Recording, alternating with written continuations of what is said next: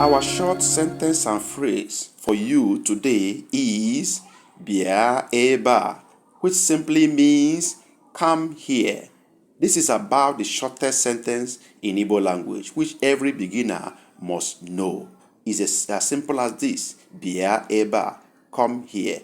There are many ways to respond to this, and one of which is to say Anam Abia, Anam Abia, which simply means I am coming. So go around, look around yourself here.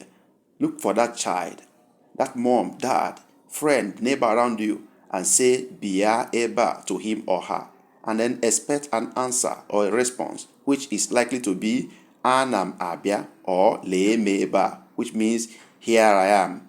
So go out there, practice it, have fun with this. As we roll in these daily phrases, try to imbibe them, try to inculcate them, try to learn them, and internalize them by practicing them each day as they roll in. I can assure you that if you do this on a daily basis, very soon you will be a good speaker of Igbo language. And as you do this, please don't forget to subscribe so that you don't miss out on any of the uploads. Like and comment on this video so that we can serve you better. God bless you.